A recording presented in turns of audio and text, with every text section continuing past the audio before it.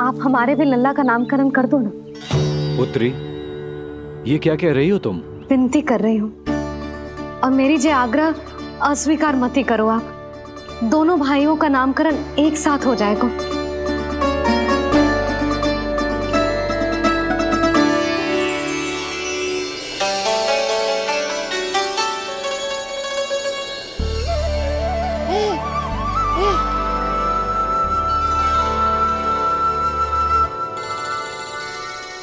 कितने प्यारे और निर्दोष बालक हैं।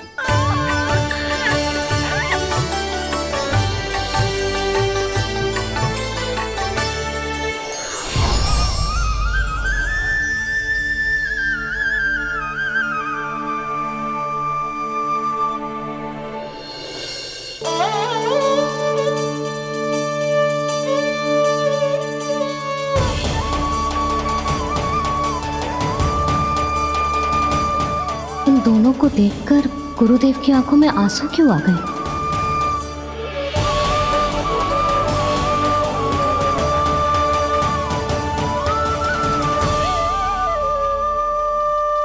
ये क्या कर रहे हैं ऋषिवर?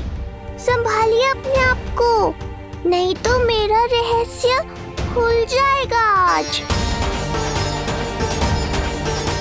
अरे ऋषिवर, हाथ मत जोड़िए। इससे पहले कि गड़बड़ हो जाए, अपनी नमस्कार मुद्रा को आशीर्वाद मुद्रा में बदल दीजिए। बात को समझिए, मैंने ये अवतार मैया और लल्ला के अद्भुत संबंध का अनुभव करने के लिए लिया है, पर आपकी भावुकता के कारण यदि मैया को मेरा सत्य पता चल गया तो ये संबंध ही बदल जाएगा।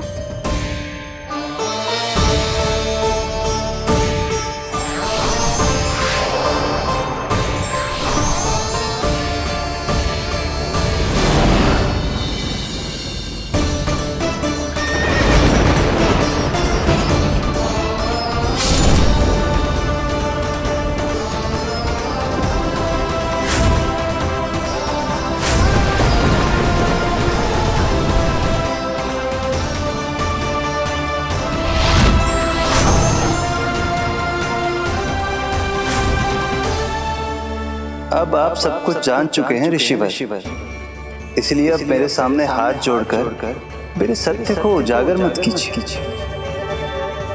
अपने शिष्य वसुदेव के पुत्र के रूप में मुझे आशीर्वाद दीजिए।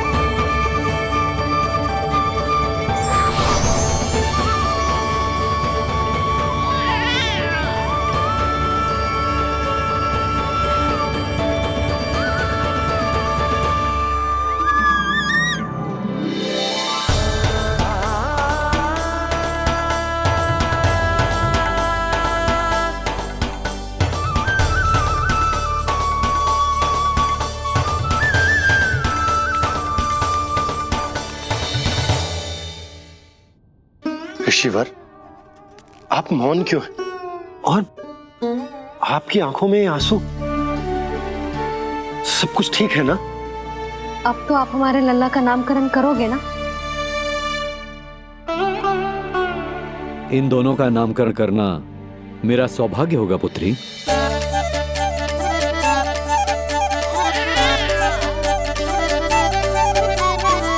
परंतु ये गोपनीय रूप से करना होगा।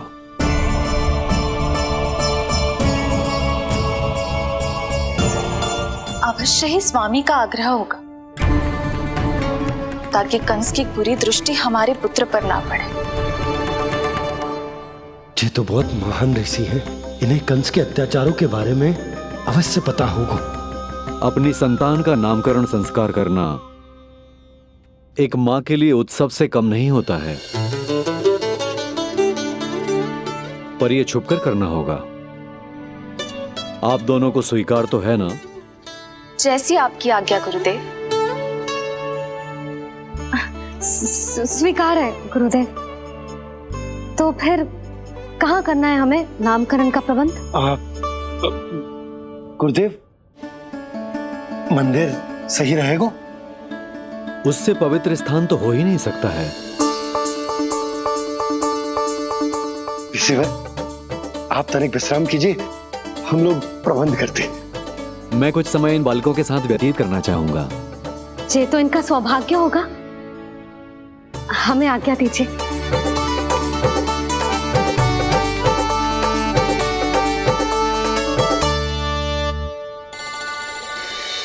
प्रभु, स्वयं भगवान होकर भी आपको बंदी गृह में जन्म लेना पड़ा।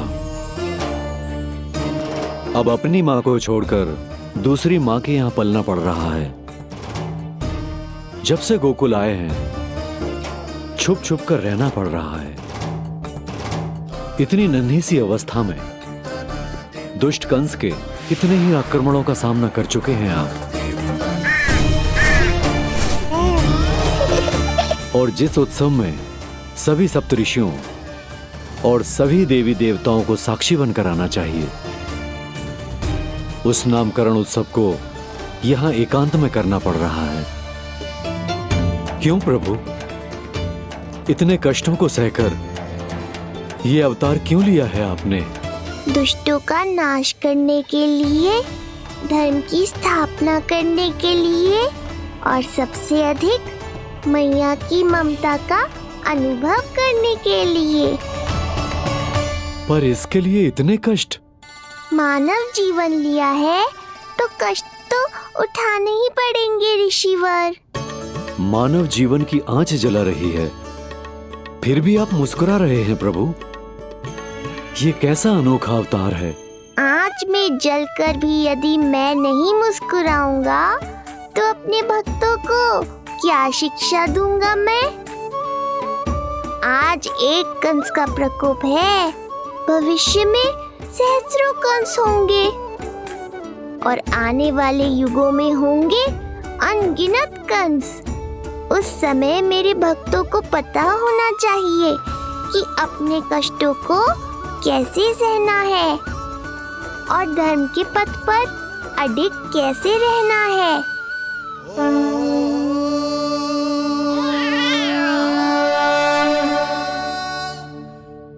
आप धन्य हैं प्रभु। देखा अस्ति, जब सिंह दहाड़ता है तो वन के सभी जीव जंतु इकट्ठे हो ही जाते हैं। वो सब जो मेरा विश्वास पात्र होने का अधिकार और ये सिंहासन पाना चाहते हैं, सामने आए। बुद्धि के बिना बल अपंग होता है महाराज, और मेरे पास बुद्धि और बल दोनों हैं। आप केवल आदेश दीजिए किसका संहार करना है।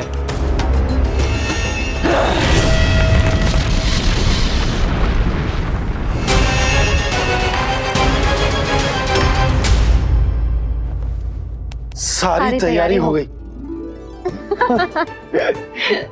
बोलो।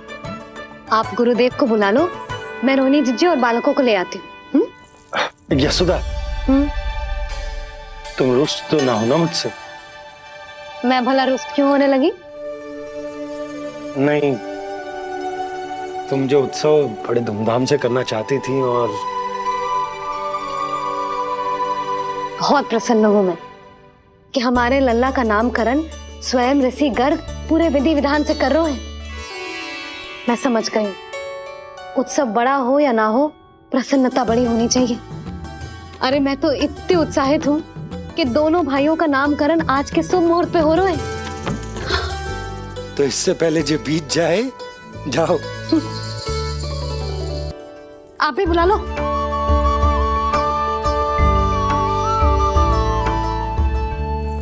यहाँ सब के सब एक से बढ़कर एक है, तो फिर अपने कार्य के लिए किसका चुनाव सबसे पहले करूं? मेरा सामर्थ्य तो आपने अभी तक देखा ही नहीं महाराज।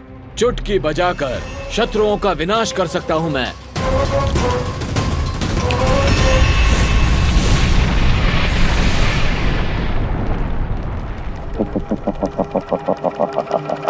वाह! किंतु आपने तो बताया ही नहीं कि करना क्या है। वध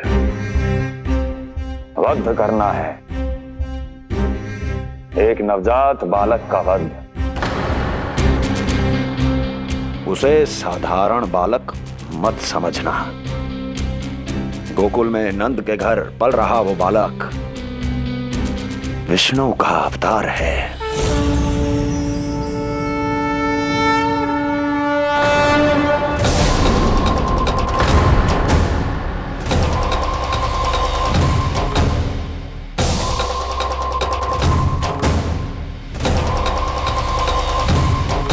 क्या हुआ? इतना सन्नाटा क्यों छा गया? क्षमा कीजिए महाराज, पर मैं नन्हे बालकों के साथ हिंसा नहीं करता। विष्णु अवतार बड़ा छलिया है महाराज, मैं उसका मुख भी नहीं देखना चाहता।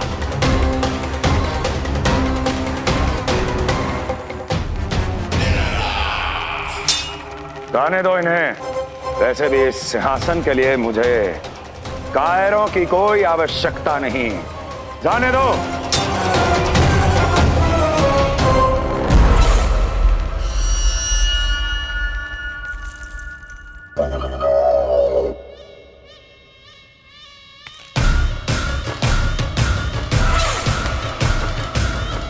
दुर्जन, क्या कहा था मैंने कहा था केवल वही आए जिनके हृदय में साहस का ज्वालामुखी धधकता हो, जिनकी तलवारें पर्वतों का सीना चीरने के लिए व्याकुल हो, जिनकी संकल्प शक्ति इतनी दृढ़ हो कि वो मृत्यु से टक्कर ले जाए। वही होगा इस सिंहासन का असली अधिकारी। महाराज,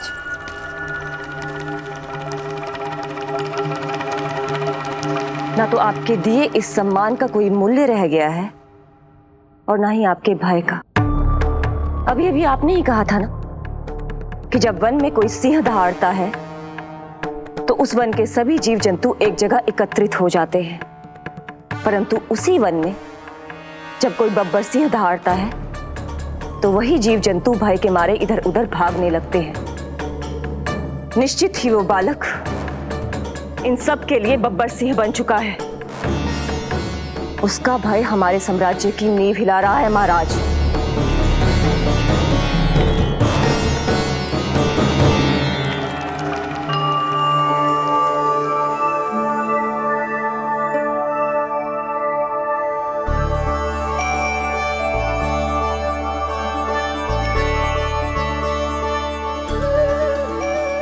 हे नारायण, मेरा मार्गदर्शन कीजिए। हे मां सरस्वती, मुझे आशीर्वाद दीजिए ताकि मैं दोनों बालकों के लिए सर्वोत्तम नामों का चुनाव कर पाऊं।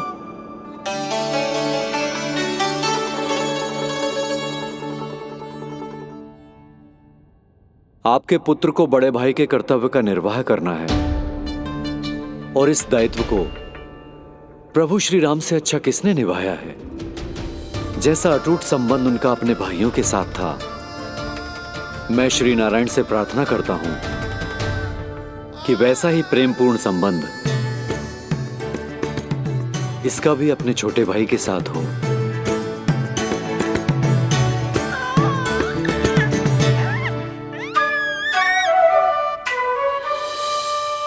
इसीलिए इसका नाम राम हो। इसीलिए इसका नाम राम, इसीलिए इसका नाम राम।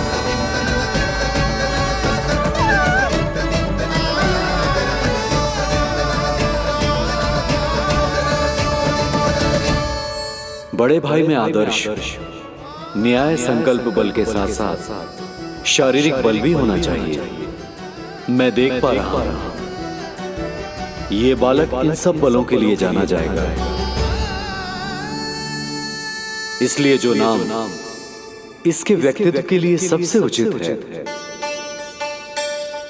वो है बलराम। बलराम, बलराम।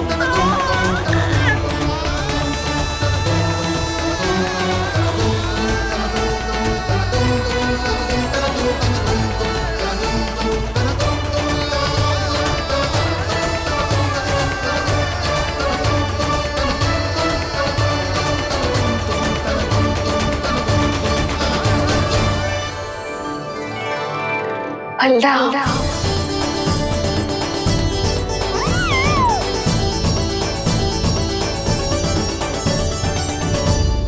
तो फिर उसका नाम बल राम रखना। कैसा अद्भुत संयोग है रिसीवर। जब इसके जन्म की सूचना देने मैं वसुदेव भैया के पास मथुरा गया था, तब उन्होंने भी यही नाम रखा था, बलराम। ये संयोग नहीं, नारायण की इच्छा है नंदराज। बलराम से अधिक उपयुक्त नाम इस बलराम के लिए कुछ और हो ही नहीं सकता है। पर मैं तो दाऊ कहकर ही बुलाऊंगा इन्हें, बलदाऊ।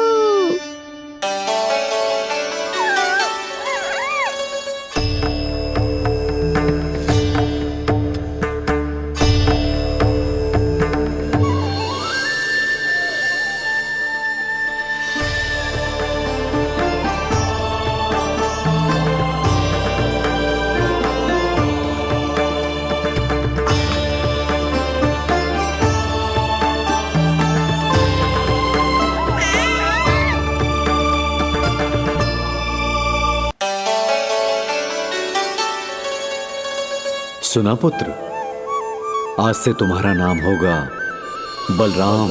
बलराम बलराम।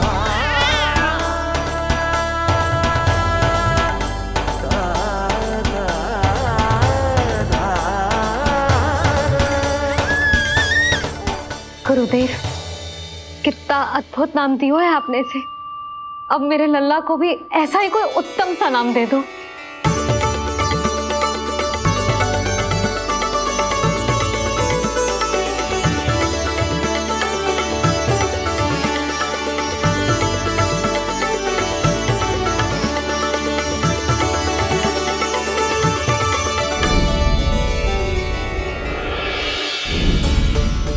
ये कठिन दायित्व आपने ही मुझे सौंपा है प्रभु।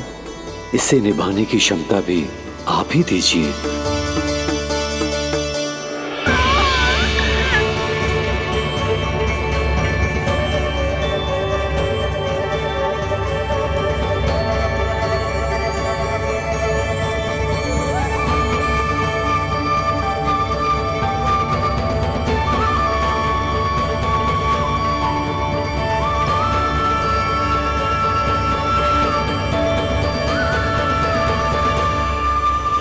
कृष्ण कृष्ण कृष्ण कृष्ण कृष्ण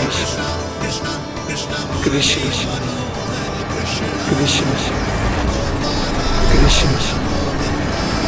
कृष्ण।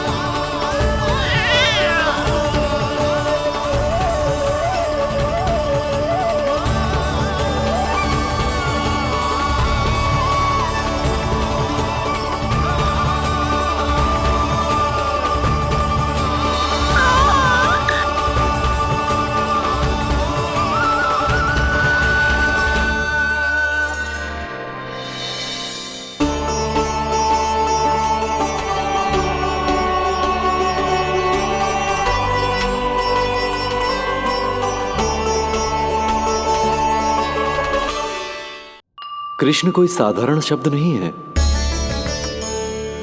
ये अनेक विशेषताओं से भरा हुआ है। क बना है कमलकांत से, अर्थात वो जो श्रीपति विष्णु जैसा हो।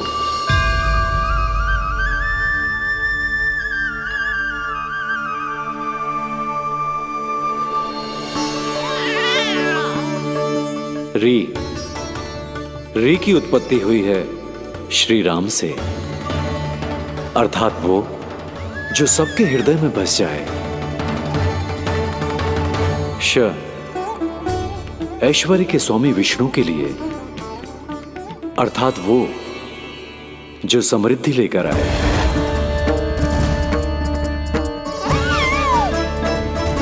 और ना है नरसिंह के लिए, अर्थात वो जो रक्षा करे। और अंत में आकार की मात्रा सूचक है अग्निदेव का, अर्थात वो जो स्वयं तप कर सबको पवित्र कर दे।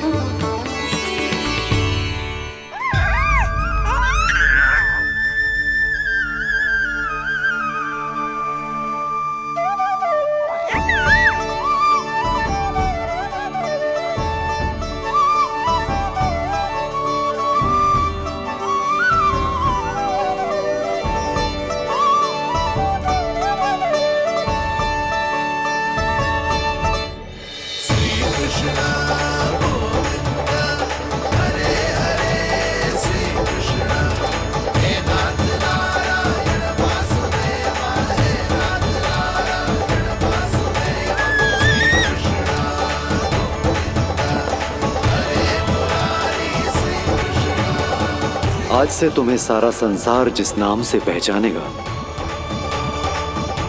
वो नाम है कृष्ण। वो नाम है कृष्ण। वो नाम है कृष्ण। वो नाम है कृष्ण।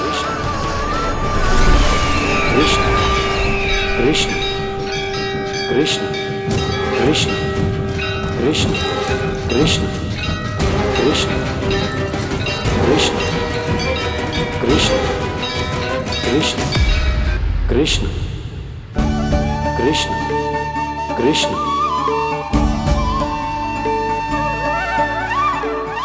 यशोमती मैया की नंद लाला,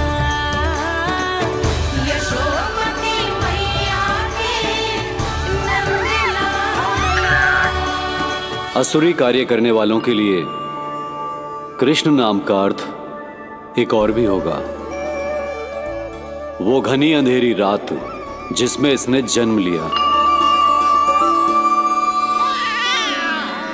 पर इससे जो प्रेम करते हैं उन सभी के लिए कृष्ण नाम का अर्थ होगा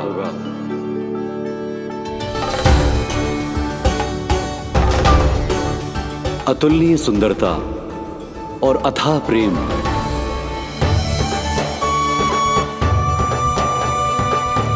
इन दोनों विशेषताओं का साक्षात स्वरूप होगा ये कृष्ण। कृष्ण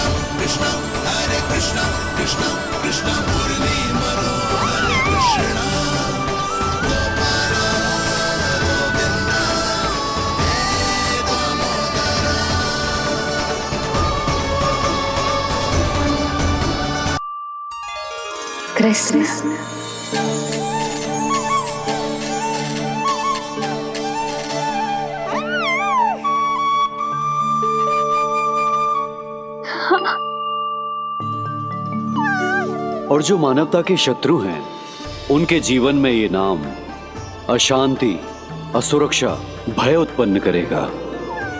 पर सात्विक प्रवृत्ति के व्यक्तियों के लिए ये नाम शांति, संतोष और सुख का सूचक होगा।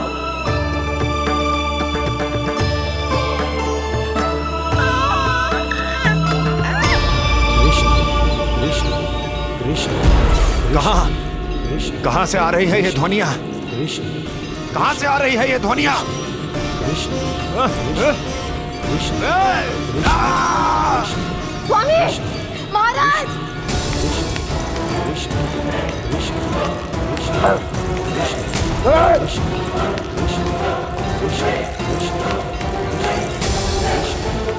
कैसी ध्वनि महाराज?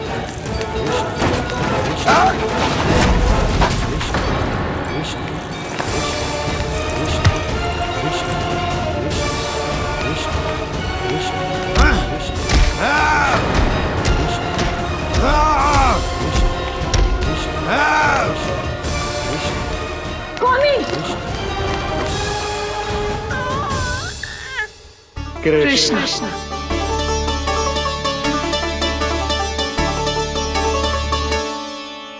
कृष्ण, जे नाम अनंत काल तक स्मरण किया जाता रहेगा, जे ही तेरी मैया का आशीर्वाद। संसार मुझे कृष्ण बुलाए या नीलमणि कहकर पुकारे, मैं रहूंगा तो बस यशोमती मैया का नंद लाला। यशोमती मैया के नंद लाला, यशोमती मैया के नंद लाला।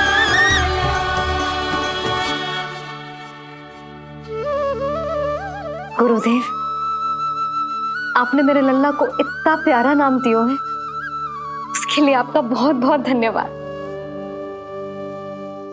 एक बार गोपियों को पता चलेगा तो देखना कैसे रटने लगेंगी मेरे लल्ला का नाम। इससे पहले कि आप सब बाहर जाकर किसी और को बताएं, एक कर्मकांड शेष है। नामकरण के बाद पिता को आशीर्वाद के रूप में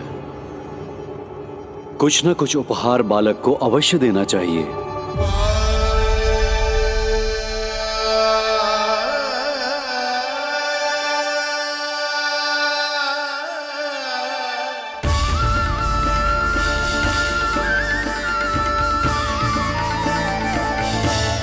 मैं क्या दूं?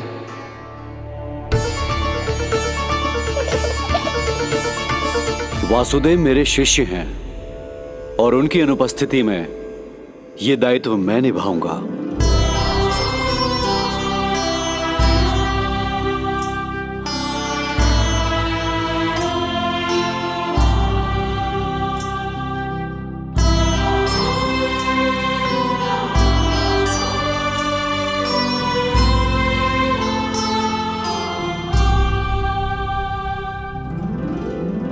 इसे अपने पिता की ओर से स्वीकार करो पुत्र।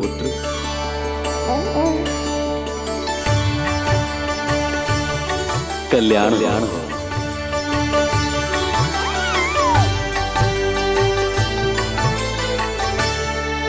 क्या दूं मैं इसे?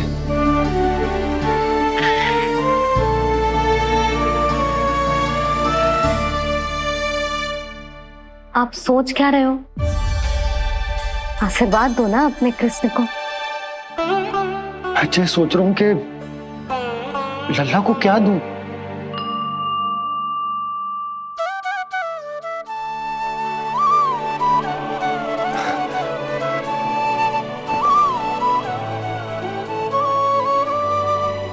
लल्ला, तू स्वयं ही बता दे, तुझे क्या चाहिए?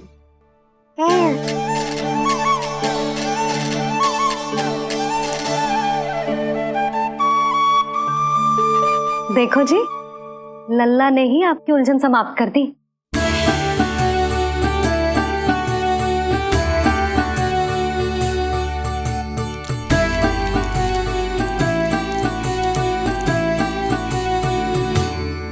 मेरा आशीर्वाद कि तेरा जे नाम कृष्ण तेरी प्रजा के लिए बहुत हितकारी हो।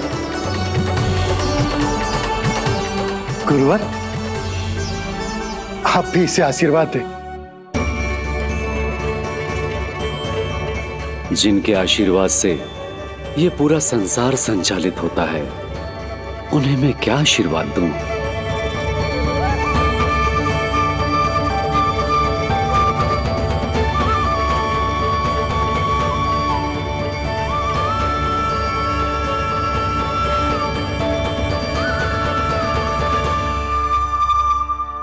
आपने तो मुझे मेरा नाम दिया है ऋषिवर। ये तो मेरा सौभाग्य था प्रभु कि आपने इस कार्य के लिए मुझे चुना। पर आपका कार्य अभी समाप्त नहीं हुआ ऋषिवर। एक विनती और है मेरी। आज्ञा दीजिए प्रभु, क्या करना होगा मुझे? बाबा को मेरी वास्तविक पहचान बतानी होगी आपको, और इन्हें इस बात के लिए मनाना होगा कि ये मैया को कभी भी मेरा सत्य पता ना चलने दे। पर प्रभु, मैं ये कैसे कर पाऊंगा? आप ही कर पाएंगे ऋषिवर, क्योंकि अब आप इस कृष्ण अवतार के मुख्य उद्देश्य को जानते हैं। बंद करो, बंद करो ये ध्वनिया। कौन सी ध्वनिया? ये ध्वनिया बंद करो, बंद करो। क्या सुनाई दे रहा है? ये शब्द जो मेरे कानों में गूंज रहा है। भारत भारत समझिए। रुक जाइए। बस कीजिए महाराज।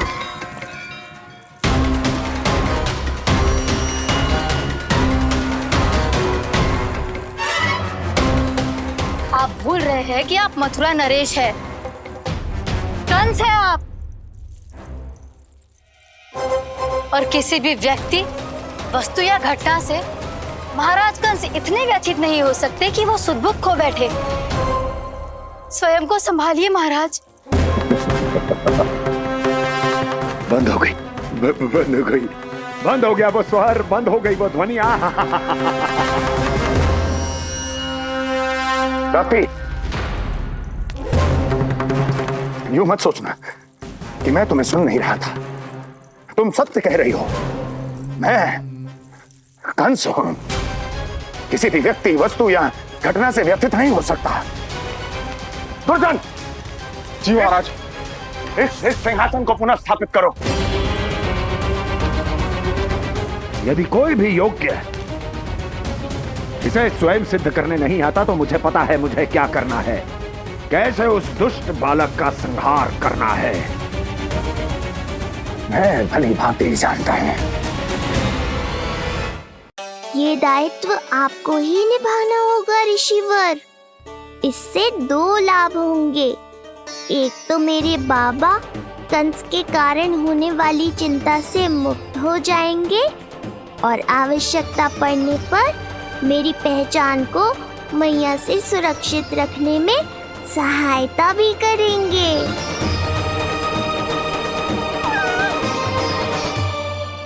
नंदराज, अब बलराम और कृष्ण दोनों को भूख लग गई होगी।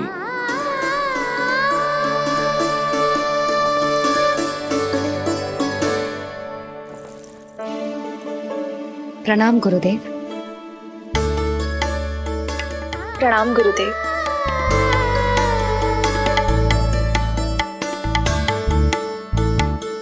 गुरुदेव, अब आप भी विश्राम कर लीजिए। नहीं नंदराज, मुझे शीघ्र ही मथुरा पहुंचना है।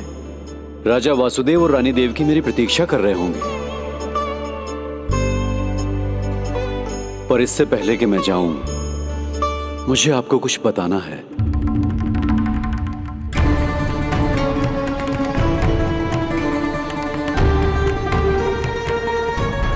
गुरुदेव, आपके ललाट पर बल पड़ गए। सब कुछ ठीक तो है ना?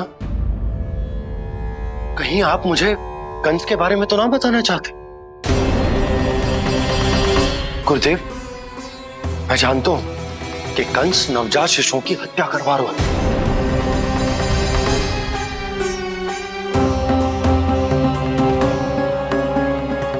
कंस नहीं, कृष्ण के बारे में कुछ कहना है मुझे।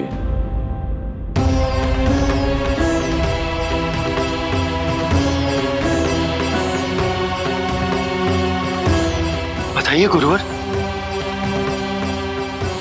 मैं एक ऐसा सत्य बताने जा रहा हूं नंदराज, जो है तो वरदान, पर उसे स्वीकारना आपके लिए बहुत कठिन होगा। गुरुदेव, आप जो कह रहे हैं वो मैं समझ ना पा रहा हूं। बताइए ना।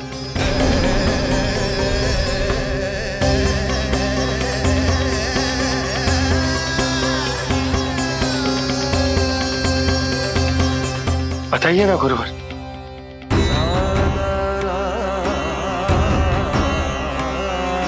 सत्य यह है नंदराज, कृष्ण राजा वासुदेव के पुत्र हैं। कृष्ण राजा वासुदेव के पुत्र हैं। कृष्ण राजा वासुदेव के पुत्र हैं।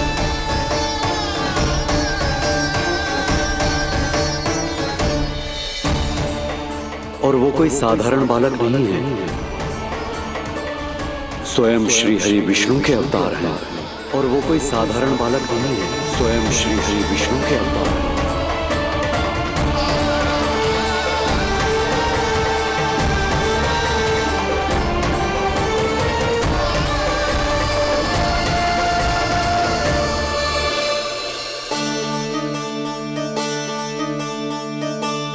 कशु विचित्र लग रहा है। कौन हो तुम? मैं हूं श्री विष्णु का अवतार। शिव, ये कैसे संभव है गुरुदेव? वो तो नन्हा सा बालक।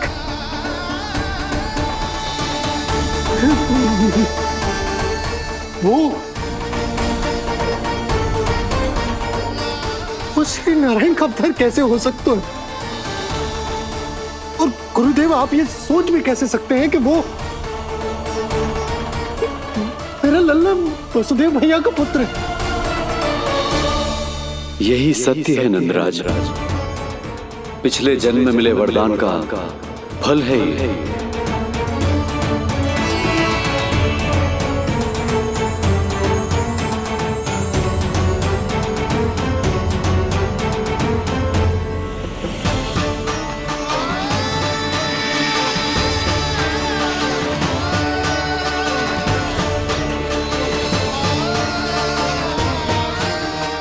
मैं आपकी संतान के रूप में अवश्य आऊंगा, किंतु उसके लिए आपको मेरे अगले अवतार के बाद एक और अवतार की प्रतीक्षा करनी होगी, क्योंकि अगले जन्म के लिए मैं पहले ही ये वरदान माता देवकी को दे चुका हूं। इस समय मैं विवश हूं, किंतु मैं आपको वचन देता हूं, आपकी संतान बनकर अवश्य आऊंगा, प्रभु, श्री हरि को अपने सामने देखकर मेरी व्याकुलता का बांध टूट गया है। 2 जन्म बहुत बड़ा समय होता है स्वामी। अपने पुत्र के रूप में हरि को गोद में खिलाने के लिए अब मैं और 2 जन्मों तक प्रतीक्षा नहीं कर सकती। धरा!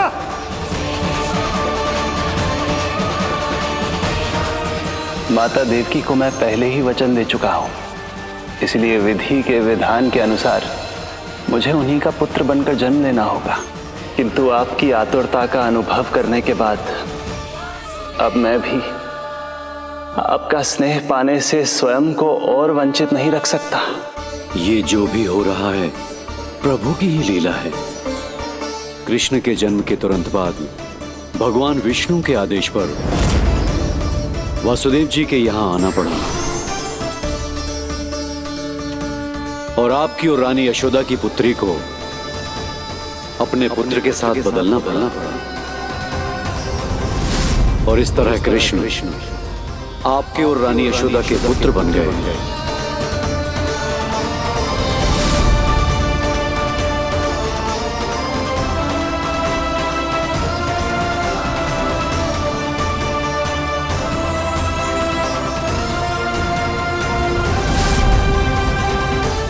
आपने सही कही थी गुरुदेव। जिस सुनने में तो वरदान ही लगता, पर इसे स्वीकार करना उतना ही कठिन। जब यशोदा को इस बात का पता चलेगा तो उसे कैसा लगेगा? अपने नाम का अर्थ अच्छे से सुनो है ना तूने? उसका हर एक अक्षर भगवान श्री नारायण से संबंधित है, जैसे उन्हीं का स्वरूप है तू। बस मैया, ये सत्य आपसे छुपा रहे, इसी कारण बाबा के लिए ये जानना आवश्यक है। फिर चाहे इसे स्वीकार करना उनके लिए कितना भी कष्टदायक क्यों ना हो। नहीं नंद, ये सत्य उन्हें आप नहीं बताएंगे। स्वयं प्रभु ने मुझसे कहा है किसी और प्राणी को इसके बारे में भनक तक नहीं लगनी चाहिए, और रानी यशोदा को तो बिल्कुल नहीं। गुरुवर, कंस के आक्रमणों की जानकारी यशोदा से पहले ही छुपा कर रखना कठिन था। अब इतना बड़ा सत्य मैं यशोदा से कैसे छुपाऊंगा? आपको छुपाना ही होगा नंदराज, यही प्रभु की इच्छा है।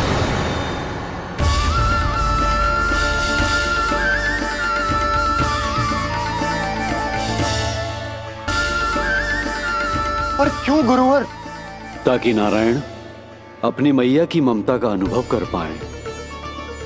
यही तो उनके अवतार का मुख्य उद्देश्य है। मुख्य उद्देश्य? हाँ नंदराज, नर नारायण के अवतार में अपनी तपस्या करते समय प्रभु ने जो अनुभव किया था, उसके कारण ममता के सुख का अनुभव करने के लिए प्रभु व्याकुल हो उठे थे। ऐसा क्या हुआ था, मुझे भी बताइए। हो सकता है ये बात इस सत्य को स्वीकार करने में मेरी सहायता करे। बहुत समय पहले की बात है। अनेक देवी देवता परम प्रभु विष्णु के पास बैकुंठ गए थे। वहां प्रभु की आंखों में आंसू देखकर वो सभी स्तब्ध रह गए।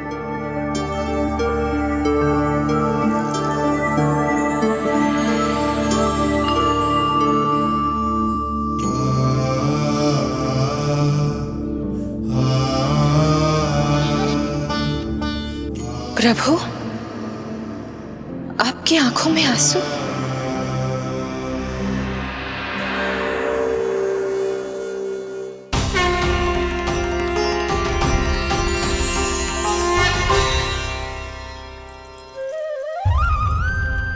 चिंता मत कीजिए, आप सब तो जानते हैं हिरण्यकश्यप को मारने के लिए मैंने नरसिंह अर्थात आधे मानव और आधे सिंह के रूप में अवतार लिया था। उस राक्षस का वध करने के बाद नर और सिंह दोनों भागों ने अलग अलग होकर नर और नारायण के रूप में पुनः जन्म लिया। वर्तमान में वो दोनों बद्रिकाश्रम में तपस्या कर रहे हैं।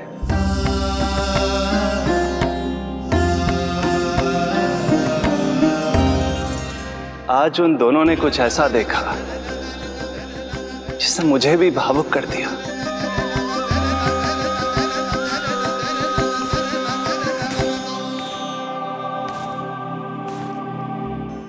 सखा, ये युवक कौन है? निकट के एक गांव के धनी व्यापारी का पुत्र है ये। प्रत्येक संध्या वन के उस पार ये अपनी प्रेयसी से मिलने जाता है और फिर रात्रि भर उस नर्तकी के साथ सहवास करने के बाद सुबह अपने निवास को लौट आता है।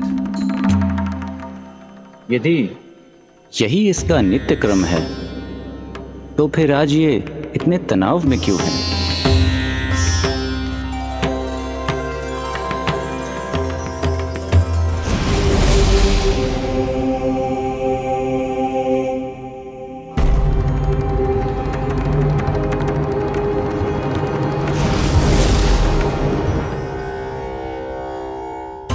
कल रात्रि प्रेम क्रिया के मध्य उस नर्तकी ने इससे पूछा, ये सबसे अधिक प्रेम किससे करता है? जब इसने कहा तुमसे, तो वो बोली, तुम्हें अपने प्रेम को सिद्ध करना होगा।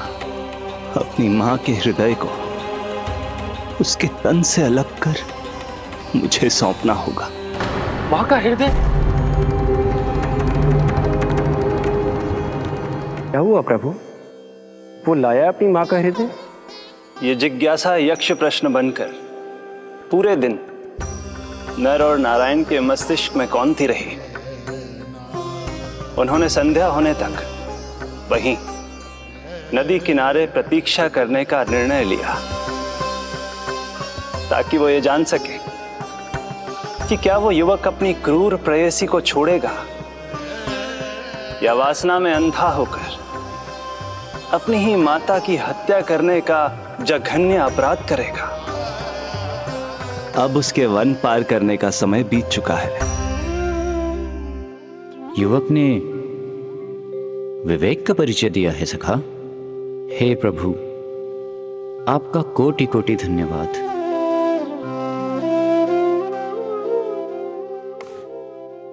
सखा,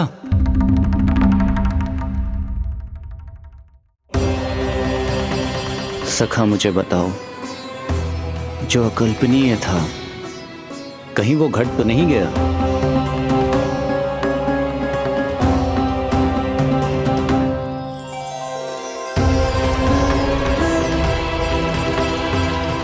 जब इस युवक की मां को इसकी प्रेयसी की क्रूर मांग के बारे में पता चला तो जो उसने किया वो इस समस्त संसार में केवल एक मां ही कर सकती है। बस इतनी सी बात?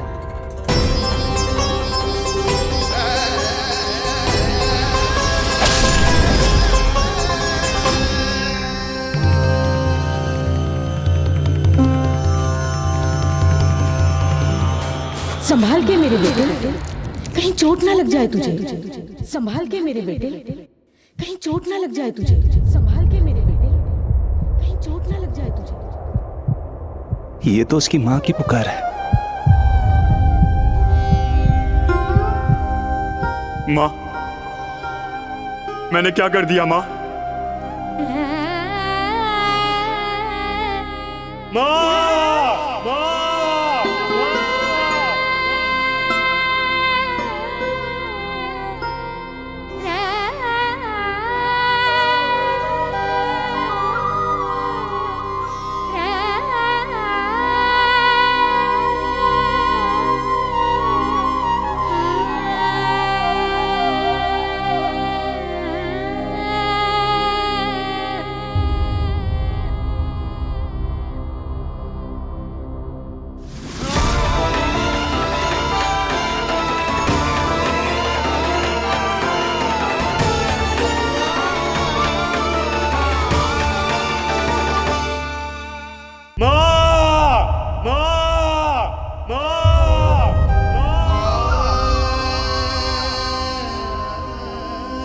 इस घटना से केवल नर और नारायण ही भावुक नहीं हो गए थे, बल्कि बैकुंठ में बैठे श्री हरि की आंखों में भी आंसू आ गए थे। ममता के लिए तरसने लगे थे वो। इसीलिए उनके इस अवतार का मुख्य उद्देश्य है मां की ममता का अनुभव करना। यही कारण है कि ये सत्य आपको रानी यशोदा से छुपाना ही होगा नंदराज। नहीं तो वो कृष्ण को मां की दृष्टि से नहीं, एक भक्त की दृष्टि से देखेंगी, और प्रभु जिस आनंद के लिए इतना कष्ट उठा रहे हैं उससे ही वंचित रह जाएंगे। बोलिए नंदराज, आप श्री नारायण के इस सत्य को गुप्त रखेंगे ना?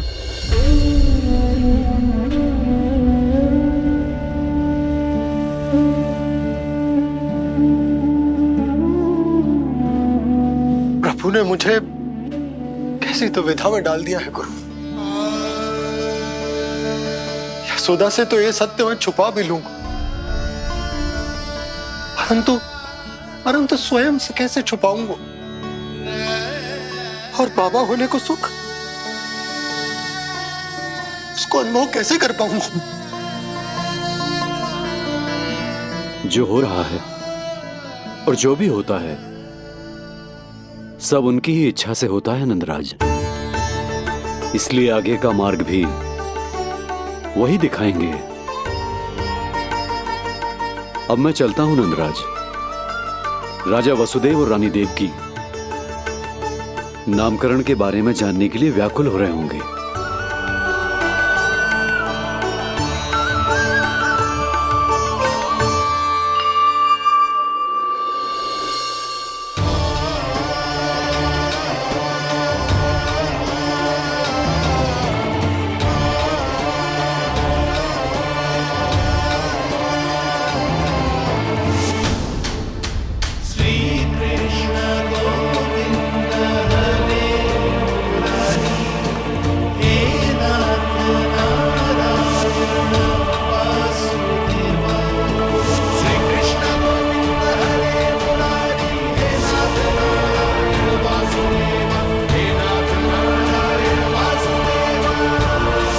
सत्य ये है नंदराज, कृष्ण राजा वासुदेव के पुत्र हैं।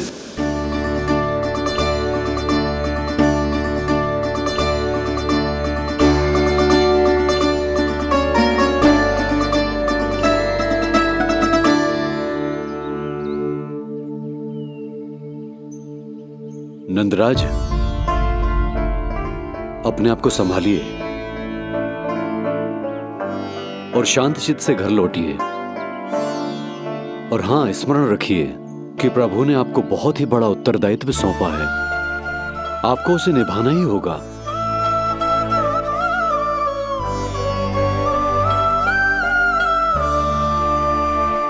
प्रभु आपको शक्ति दे।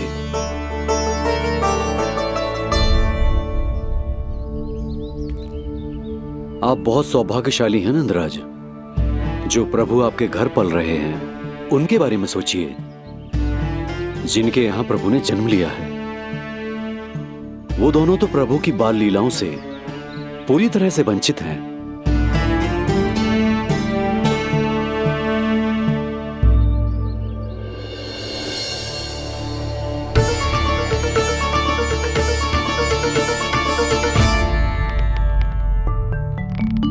कहाँ रह गए तेरे बाबा लल्ला? जो आए क्यों ना अब तक?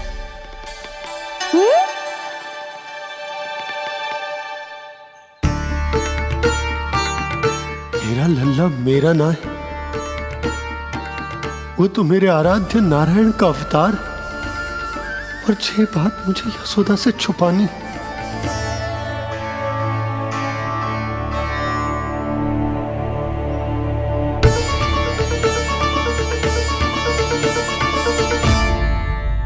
बाबा वहीं खड़े मत रहो, अब आ भी जाओ ना।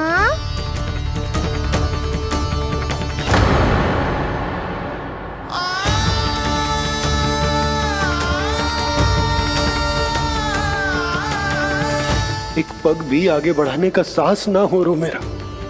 हे प्रभु, आप ही बताओ, अपने आराध्य को, अपने इष्ट देव को अपने लल्ला के रूप में कैसे देख पाऊंगा मैं जानता हूँ बाबा, ये बहुत कठिन है, पर भीतर तो आओ।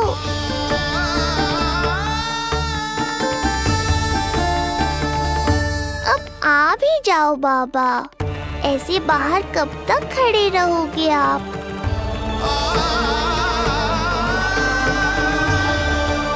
बस बाबा, बस आ जाओ भीतर, आ जाओ, आओ ना, आओ ना।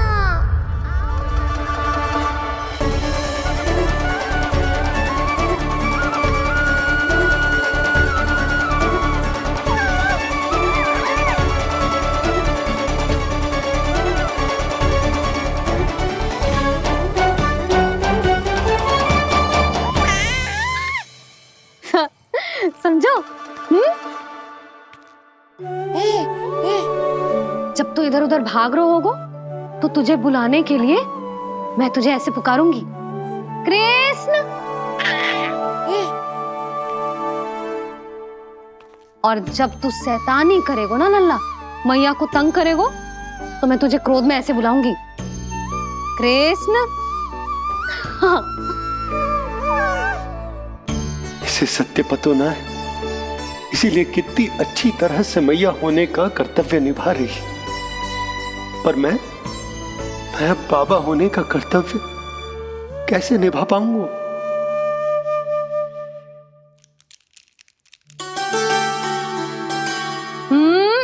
सावधान। इतनी अच्छी लगी तुझे बाबा की दीजे माला, कि मुंह में ले लियो तूने? मुंह में लेने की वस्तु ना है लल्ला। जैसे यशोदा आपको एक मैया की तरह सीख दे रही है, मैं आपको बाबा की तरह शिक्षा कैसे दे पाऊंगा प्रभु?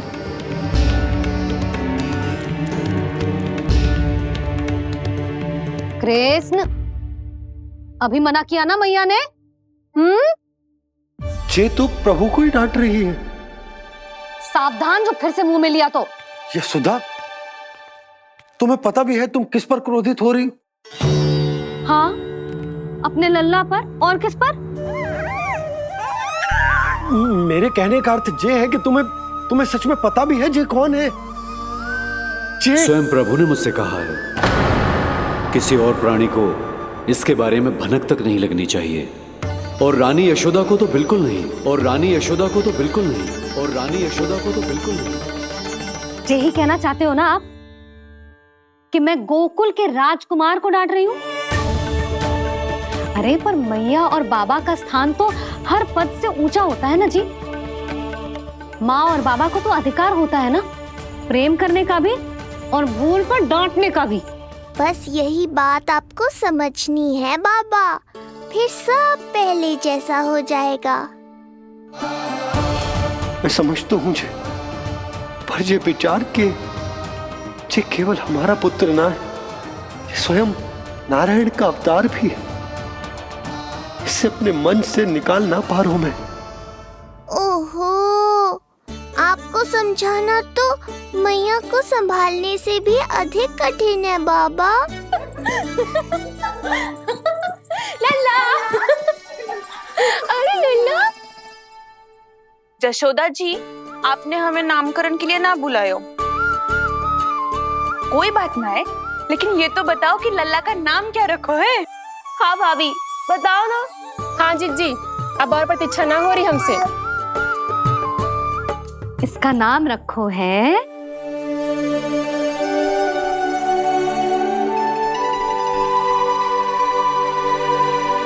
कृष्ण। कृष्ण बहुत प्यारा नाम है, लेकिन थोड़ा कठिन है। मैं तो इसे किशन बुलाऊंगी।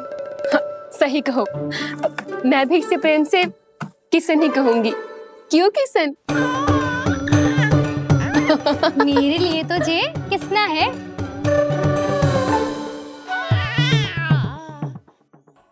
क्या कर रही हैं ये सब? बाबा, इन सब के लिए मैं केवल कृष्ण हूँ, भगवान नहीं। बस अब आप भी शीघ्र ही समझ जाओ ना ये। अरे तुम सब। हाँ, बुरा मुझे भी लग रहा है, जो सारी की सारी पहले ही दिन मेरे लल्ला का नाम बिगाड़ रही हैं। किंतु इसमें भी इन सब का प्रेम ही छुपा है, और हम सब तो प्रेम से भगवान को भी प्यारा सा नाम दे देते हैं, है ना? हाँ। सत्य तो ये है कि कृष्ण नाम बहुत अच्छा है, किंतु मैं भी अपने लल्ला को प्रेम का नाम देना चाहती हूँ। कान्हा बुलाऊंगी इसे, कान्हा बुलाऊंगी इसे, कान्हा बुलाऊंगी इसे।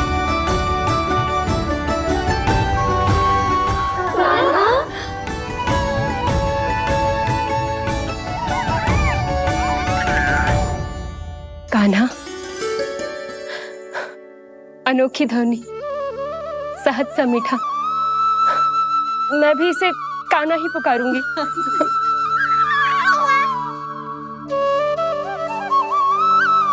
आप भी बुलाओ ना इसे। आप एक बार बुलाकर तो देखो, झट से पलट कर देखेगा आपको ये हमारा नटखट कान्हा। प्रभु, ये सब आपका सत्य ना जानती, पर मैं जानता हूं। अब इस मुख से आपका नाम केवल भक्ति भाव से ही निकल सकता है, वात्सल्य भाव से ना। जी की लल्ला का भी तो नामकरण हुआ था ना अपने लल्ला के साथ। हाँ भाभी, क्या नाम रखा गया है इसका? हाँ, बताओ ना। हाँ भाभी, बोलो ना, बताओ ना जी। ना, देखो, एक मैया से उसके लल्ला का नया नाम बताने का आनंद मैं ना छीन सकती। यदि तुम सबको कान्हा के दाऊ का नाम जानना है तो चलो सबके सब रोहिणी जीजी के पास। हाँ, सही कहो। मैं अभी आई। हाँ,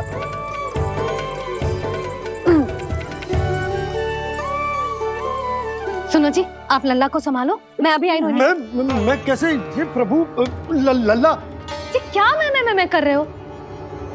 क्या हो गया आपको? मैं शीघ्र ही आ जाऊंगी। यशोदा, मुझसे दूर कब तक रहोगे बाबा?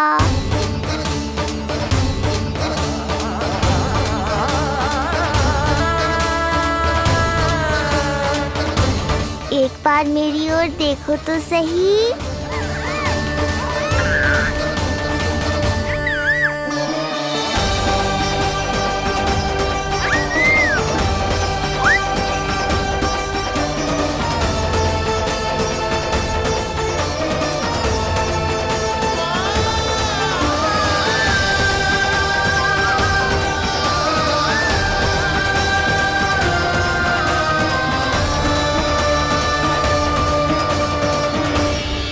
प्रभु, मुझे दुविधा में डालकर आप मुस्कुरा रहे हो। ये कैसी परीक्षा है?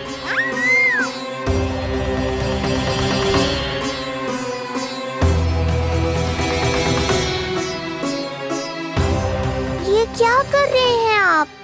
पिता का स्थान पुत्र के चरणों में नहीं होता, पुत्र के सिर के ऊपर होता है उनका हाथ, उनका वरदहस्त। प्रभु, आप चाहते हो कि मैं आपका सत्य यशोदा को न बताऊं। यशोदा चाहती है कि मैं आपको लल्ला की तरह अपने गोद में उठाकर आपसे बातें करूं।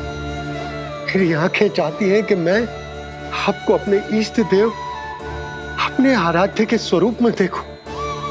और मेरा हृदय चाहता है कि मैं आपको अपने पुत्र के स्वरूप में देखूं। अब आप ही बताओ प्रभु, अब मैं इस परिस्थिति में क्या करूं? मुझे कुछ समझ में ना आ रहा। आप ही का आश्रय है प्रभु। आप ही को सहायता करनी होगी। आप ही बताइए कि किस प्रकार एक भक्त अपने भगवान को अपने लल्ला के स्वरूप में देखे, उसे अपने हाथों में उठाए, उसे खिलाए, उसके साथ बातें करे, कैसे वो उसका लालन पालन करे अपने पुत्र के स्वरूप में। प्रभु, मुझे कुछ समझ में ना आ रहा। सहायता करो प्रभु। चिंता मत कीजिए बाबा, आपके सभी प्रश्नों का उत्तर शीघ्र ही मिलेगा आपको।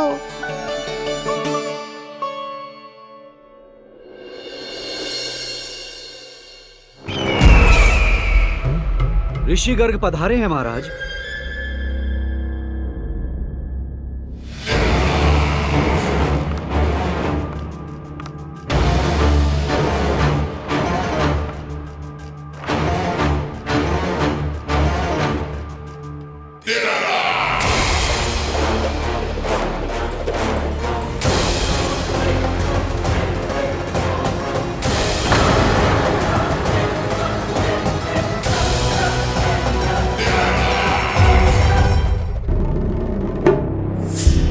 तो महान मथुराधीश कंस के दरबार में ऐसे सम्मान होता है ऋषि मुनियों का?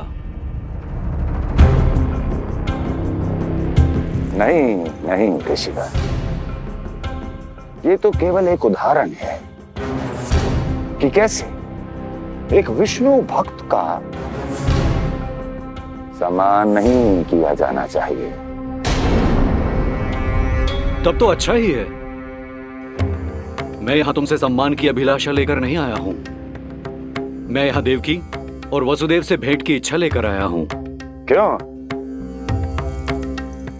मेरे विरुद्ध कोई षड्यंत्र रचना चाहते हो?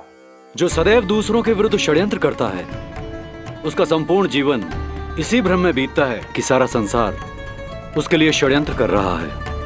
परंतु अन्य व्यक्तियों के पास इससे भी अत्यधिक महत्वपूर्ण कार्य होते हैं करने के लिए। यह महत्वपूर्ण कार्य करने की आपकी यह इच्छा इस दरबार में पूर्ण नहीं होगी ऋषिवर।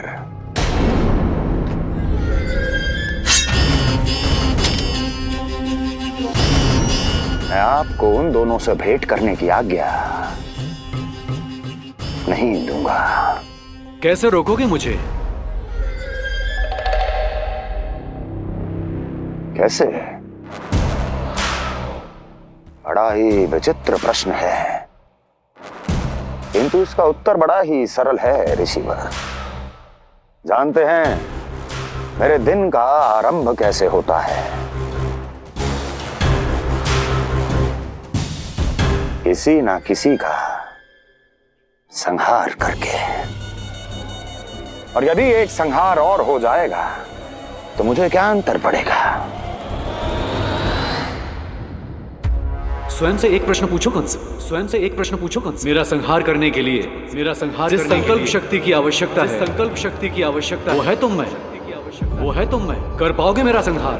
जिस संकल्प शक्ति की आवश्यकता, जिस संकल्प शक्ति की आवश्यकता वो है तुम में, वो कर पाओगे मेरा संहार? कर पाओगे मेरा संकल्प शक्ति की आवश्यकता है, संकल्प शक्ति की आवश्यकता। बोलो कंस, बोलो। यदि मैंने श्राप दे दिया, यदि मैंने श्राप दे दिया, कौन सा कवच तो तुम्हारा उसे सत्य होने से रोक पाएगा, उसे सत्य होने से रोक पाएगा। बोलो कंस, बोलो। यदि मैंने श्राप दे दिया, यदि मैंने श्राप तुम्हारा कौन सा कवच तो तुम्हारा उसे सत्य होने से रोक पाएगा, उसे सत्य होने से रोक पाएगा। ऋषिवर, यदि आपके हृदय में स्वामी के विरुद्ध षड्यंत्र करने की इच्छा नहीं है तो महाराज भी आपको किसी से भेंट करने से रोकना नहीं चाहेंगे, है ना महाराज?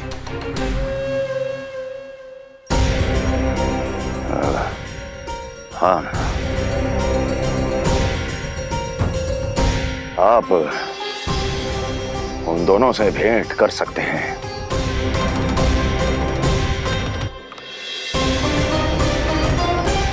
दुर्जन, इन सब पर दृष्टि रखो। अब सब कुछ सुनकर आना, सब कुछ भी छूटना नहीं चाहिए। जाओ।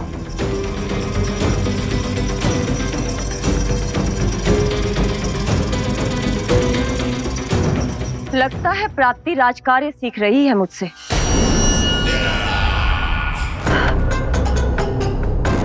उचित समय पर सही सुझाव दिया तुमने प्राप्ति।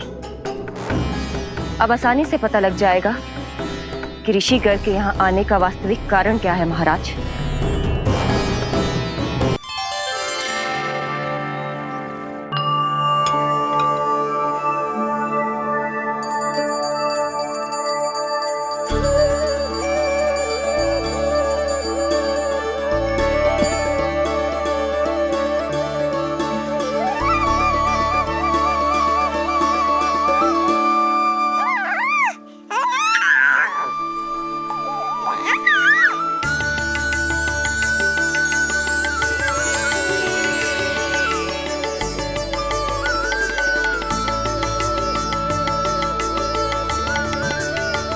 स्वयं नारायण मेरे घर में है तो ये फूल उनके चरणों में क्यों चढ़ा रहा हूं? तैयार होगा मेरा लल्ला। किंतु बुरी दृष्टि वाला टीका लगाना तो भूल ही गई तेरी मैया। अभी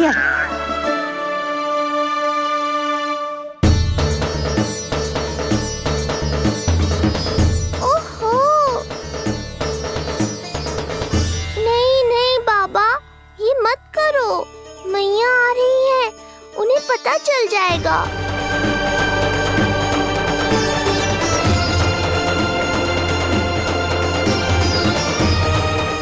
ये फूल तो आपके चरणों के लिए ही बने हैं प्रभु, इन्हें स्वीकार करें। बाबा, ये सत्य मैंने आपको अपना साथ देने के लिए बताया था, अपने आप को फंसाने के लिए थोड़ी ना।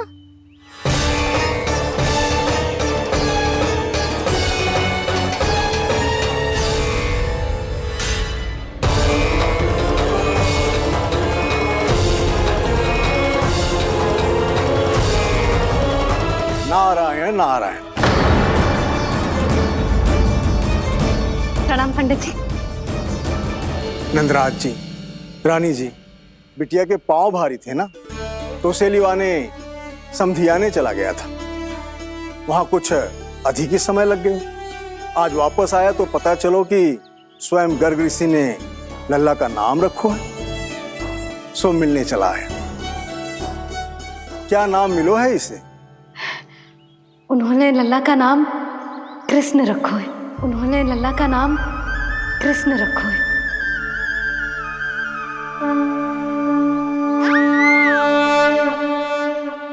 कृष्ण।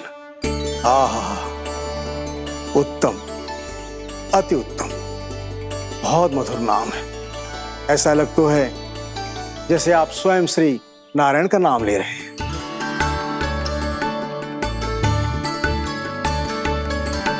स्थिति को और गंभीर मत बनाओ पंडित जी। आपको तो बाबा के प्रश्नों का उत्तर देना है। एक बार मेरी ओर देख लो, आपको स्वयं ही पता चल जाएगा कि आपको इस समस्या को कैसे सुलझाना है।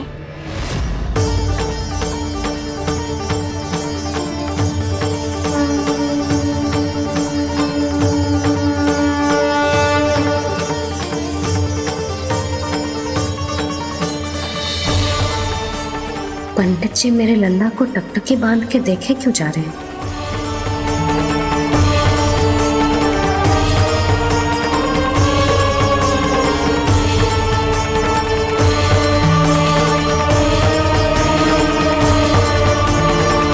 स्थिति को और गंभीर मत बनाओ पंडित जी। आपको तो बाबा के प्रश्नों का उत्तर देना है। एक बार मेरी ओर देख लो, आपको स्वयं ही पता चल जाएगा कि आपको इस समस्या को कैसे सुलझाना है।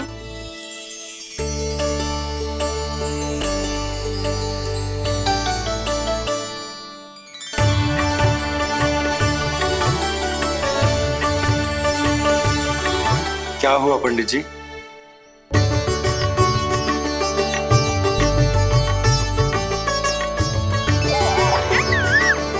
बधाई हो लल्ला, इतना प्यारा नाम मिलो है तुम्हें। नंदराज जी, जब भी मैं लल्ला को देखता हूं तो मुझे भगवान श्री राम की झलक दिखाई देती है। क्यों ना दिखाई देगी, उन्हीं के तो अगले अवतार हैं ये। कभी कभी तो मन में विचार आता है कि एक वो भी समय था जब भगवान इस धरती पर अवतार लेते थे और हम मानव के बीच में घूमते फिरते खाते पीते थे और अपनी लीला दिखाते थे। मुझे तो लगता है पंडित जी कि कितने भाग्यवान थे महाराज जनक और महारानी सुनैना। उन्होंने माता सीता को जन्म न दियो और महारानी कैकई जिन्होंने प्रभु राम को जन्म न दियो, फिर भी उनके पालन पोषण का सौभाग्य प्राप्त हुआ उन्हें।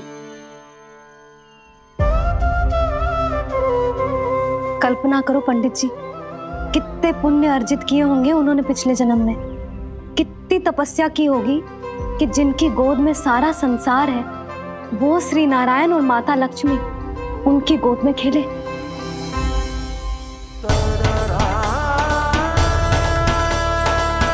संसार में अवतार लेकर सांसारिक नाते भगवान को भी निभाने पड़ते हैं, फिर हम तो मानव हैं। संसार में अवतार लेकर सांसारिक नाते भगवान को भी निभाने पड़ते हैं, फिर हम तो मानव हैं।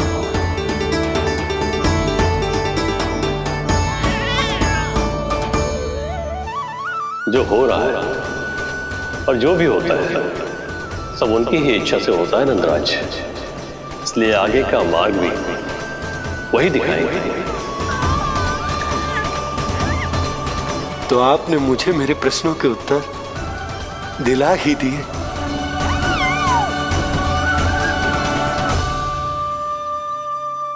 मैं भी क्या क्या बातें करने लगा। लगता है नाना बनने की प्रसन्नता का प्रभाव है जी। हमारी बिटिया को लक्ष्मी हुई है ना। बधाई हो पंडित जी, बहुत बहुत बधाई हो। मैं मैया और उसकी बिटिया से अवश्य मिलने आऊंगी। बधाई हो पंडित जी। अब मुझे आज्ञा दीजिए, वैद्य जी से कुछ औषधियां लेनी है मुझे। नारायण नारायण।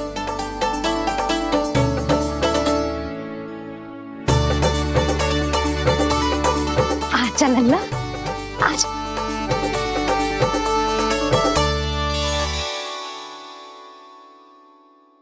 ठीक है। सुनो जी, तनिक कान्हा को संभालो, मैं यूं गई और यूं आई।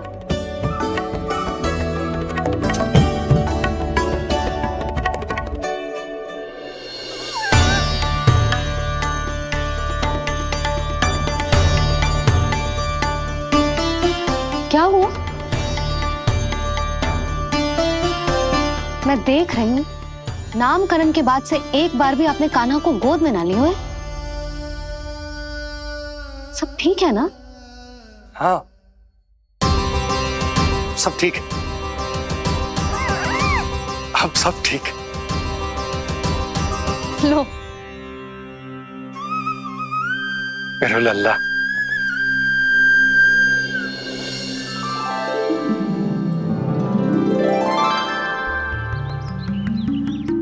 आपका बहुत बहुत धन्यवाद ऋषिवर। यादवों का कुलगुरु होने के नाते ये तो मेरा कर्तव्य था पुत्री। मुझे क्षमा कर दे लल्ला, कुछ समय के लिए मैं अपने कर्तव्य से भटक गया था। सब कुछ पूरे विधि विधान से संपन्न हुआ है।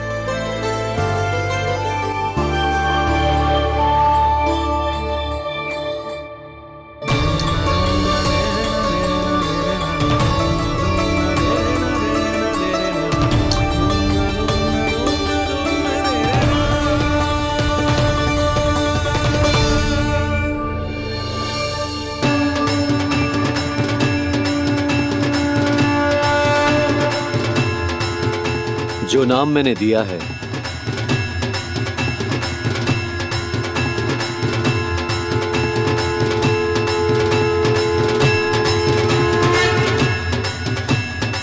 आप मुझे क्षमा कर दो बाबा, मैंने आपको इतनी दुविधा में डाल दिया।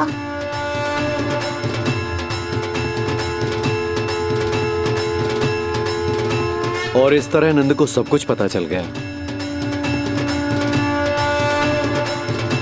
आप दोनों चिंता मत करिए, सब ठीक है। अब मैं आपके 6 पुत्रों का श्राद्ध कर्म करूंगा।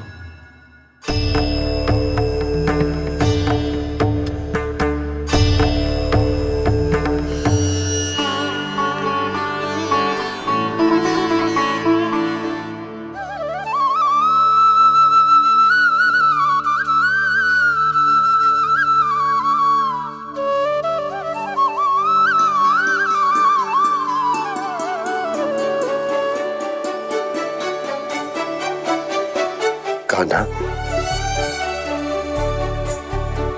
क्या हुआ जो मैं तेरा वास्तविक बाबा ना हूं?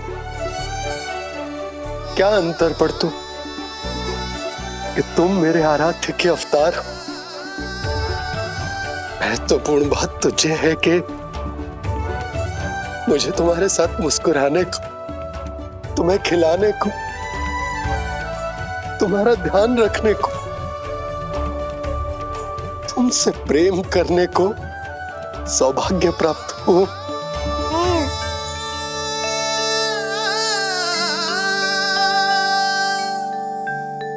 बाबा, सत्य जानने के बाद अब आपको केवल प्रेम ही नहीं करना है, मुझे डांटना भी है जब मुझसे कोई भूल हो जाए या मैं कोई शरारत करूं। तुमने मुझसे कुछ कही कान्हा, पर ये सब जानने के बाद तुम्हें कैसे डांट सकता हूं? बताओ ना कि कैसे मैं तुम्हें ये कहूं? वो सब आप मुझ पर छोड़ दो बाबा। शीघ्र ही जीवन की माया आपको अपने प्रभाव में ले लेगी और आप ये सब भूल जाओगे। पर जब जब मेरी दिव्यता की झलक संसार को मिलने वाली होगी और मेरा सत्य मैया को पता चलने वाला होगा, तब तब आपको इसका स्मरण हो जाएगा। इसका अर्थ है कि गुरुवर ने सही कहा था।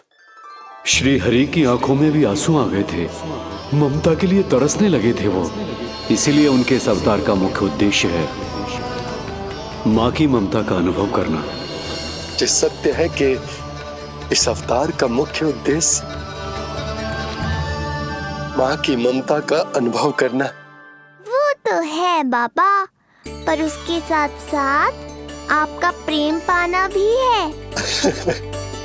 जानते हो, किसी संकट की स्थिति में आपको सब कुछ स्मरण क्यों आएगा? ताकि आप मैया को सत्य पता चलने से रोक पाओ। बोलो बाबा, आप मेरी सहायता करोगे ना?